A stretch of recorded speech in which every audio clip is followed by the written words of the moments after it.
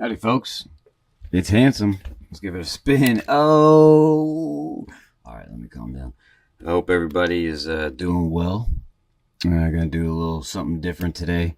After you repair your camera and your film camera and want to shoot it, I wanted to give some insight on how to load with the Hasselblad back. Quick and easy. Just in case, I want some basics, even within the camera community, you know. So what we're gonna do, first and foremost, we're gonna remove the back. And unfortunately, I do not have a waist level viewfinder on this. So for those of you who don't know, to take off the back, there is a button right here that you just slide to the right, and then you take off the back. We are going to be dealing with an A12 back today. Let's go. A12 back. There's two different 120 backs. You have A24. So you have A24 and then you have A12. And then I believe there is an A16. That's, I believe, 645. But the A12 is the 120 back. Don't get me wrong, you can still use an A24 with 120 film. It just goes to double shots. So you got to get your 120 film. This is a test roll, so it may get exposed, may not. So this is the dark slide first and foremost. The dark slide for the dark side. We're gonna open up the back. We're gonna turn, boom. And then we're going to remove. Now, one thing to realize is, as you can see, it releases tension on the film plane. The last person that shot this did not move the spool. With 120 film in the Hasselblad back, it's basically transferring film from one spool to the next spool and then rotating. So after you shoot, it's always important to move the spool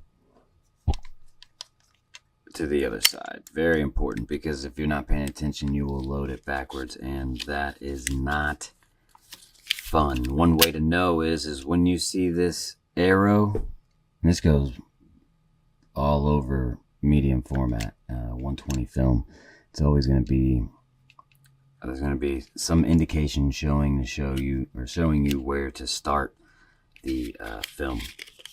So we're going to open that lever and make sure when you put the film in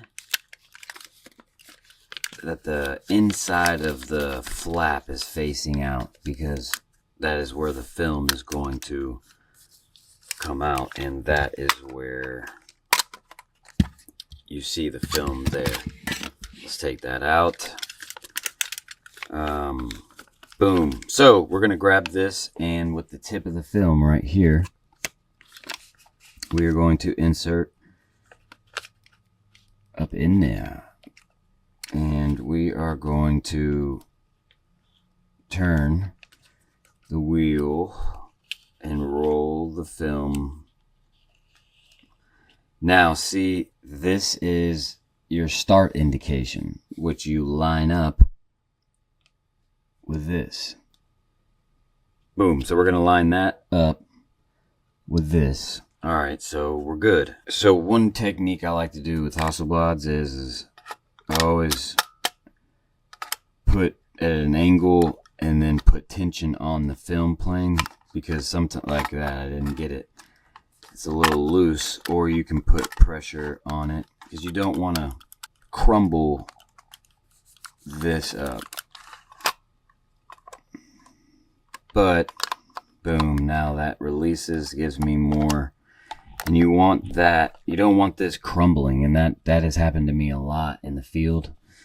But you just got to work it in.